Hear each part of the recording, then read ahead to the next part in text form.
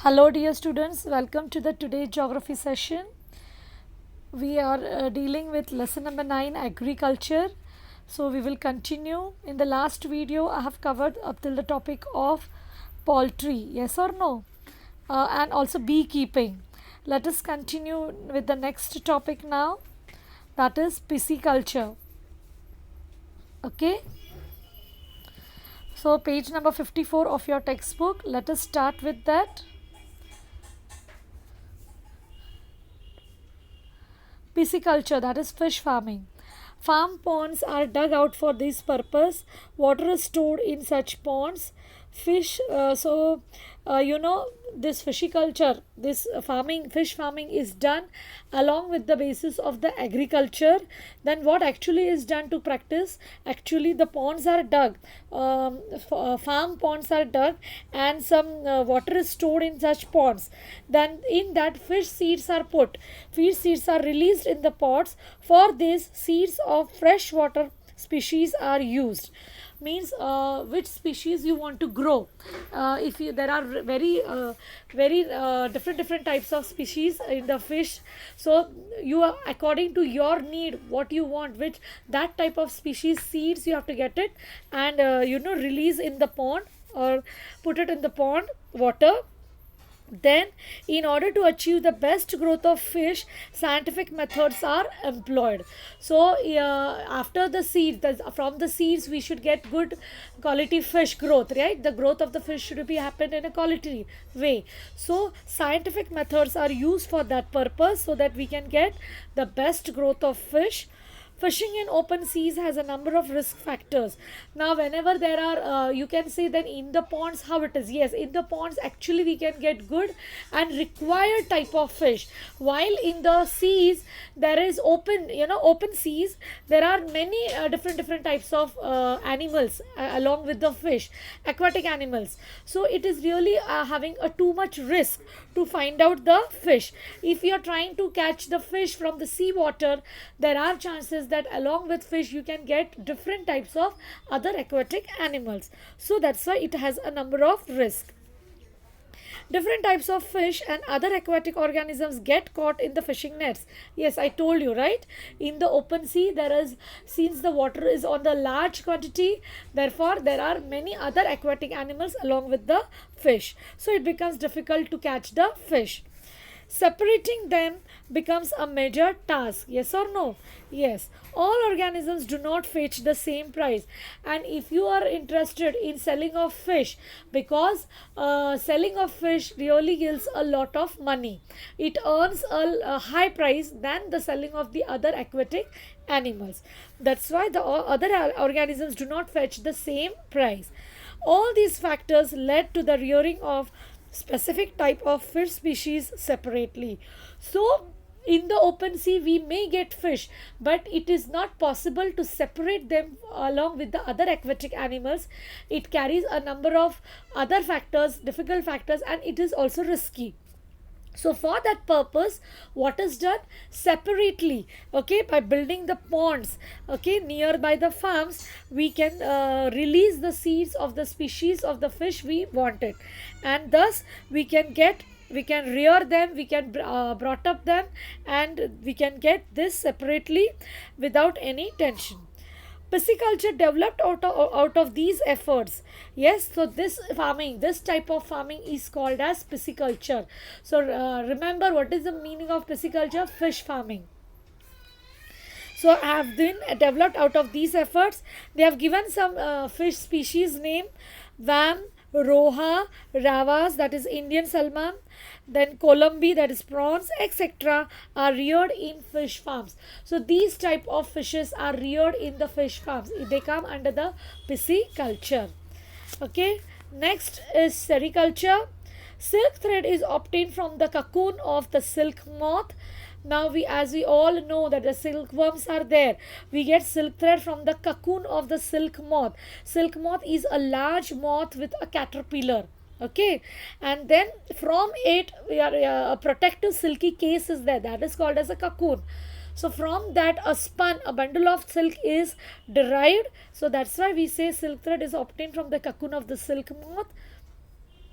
These threads are very fine and strong, and from this one can weave soft silk cloth. Though the thread which is obtained from this cocoon of the silk moth is very strong, and it is very fine. Fine means what?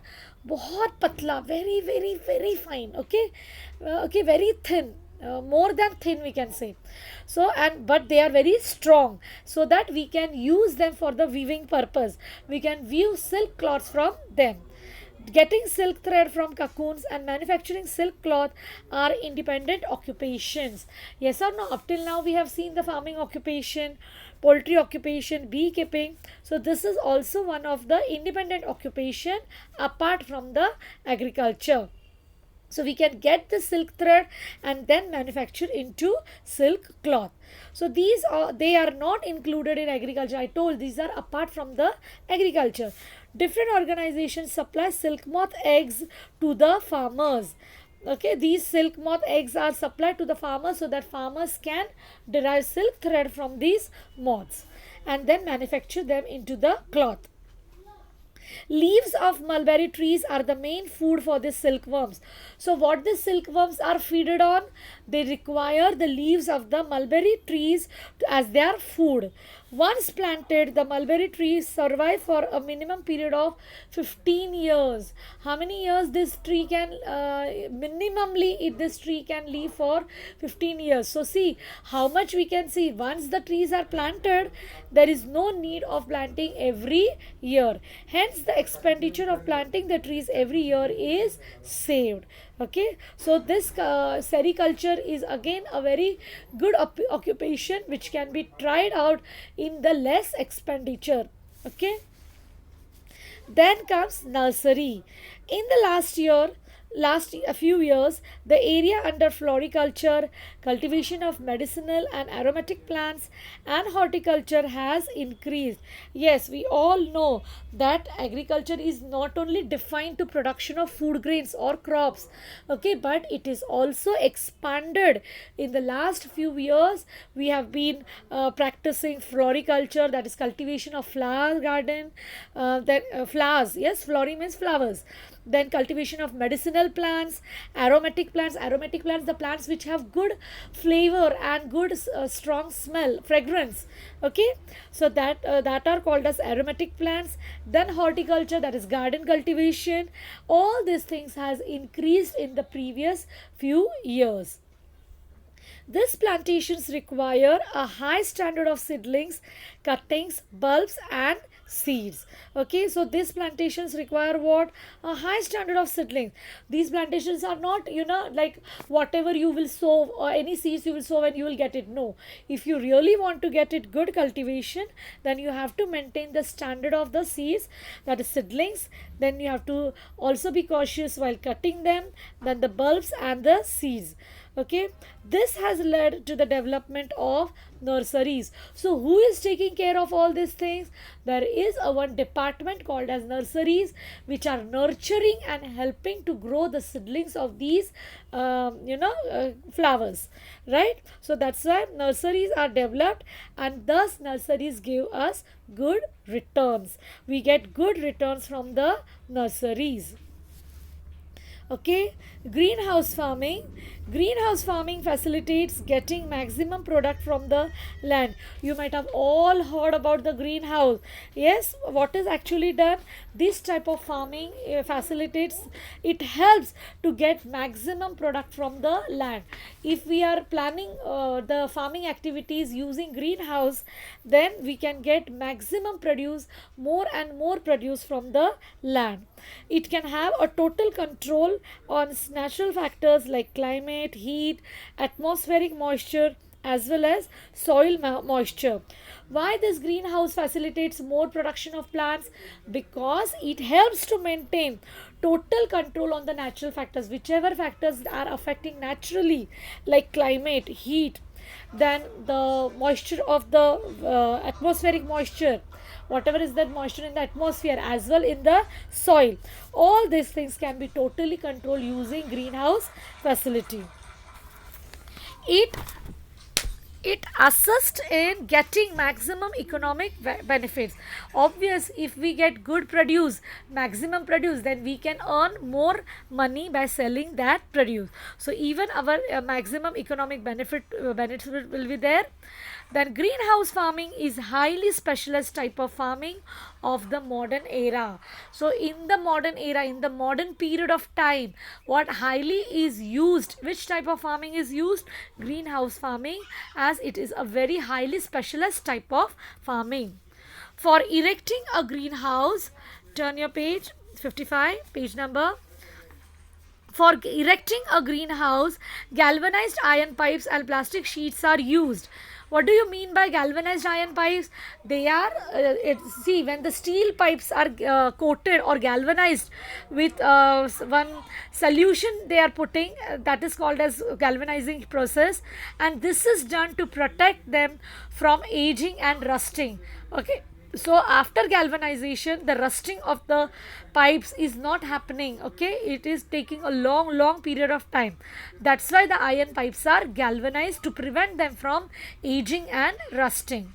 And also plastic sheets are used in the greenhouse farming. Its main aim is to control the pest attack by controlling water, light and temperature. So what is the main purpose of greenhouse farming? It helps us to control the pest attack. Sometimes what happens, we are getting good crops, but there, at a particular stage of time, there is a fear of attacking of pest on the crops, yes, on the produce. So there is very must to pay attention during that time, that the pest should not attack our crops. So that this greenhouse farming helps us to control that by controlling water, light and temperature.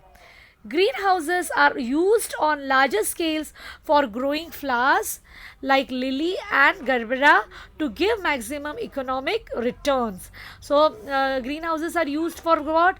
They are used mainly for production on large scale of flowers. Flowers like lily and gerbera, they have given two examples, so that we can get maximum economic returns. If we get good quality of flowers, then after selling them in the market, we will get good money, and this way we can earn good economic returns. Okay, so today I will take a pause over here. Bye for now. Take care. Have a nice day.